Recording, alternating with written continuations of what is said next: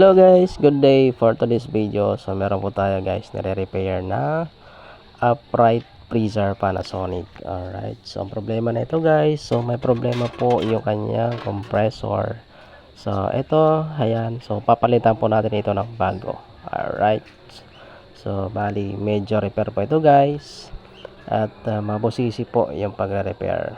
Okay, so ayan, pinalitan po natin ng bagong compressor at bagong filter dryer. Alright, so pinasing po natin ito ng maayos para ma-assure natin na malinis po yung system.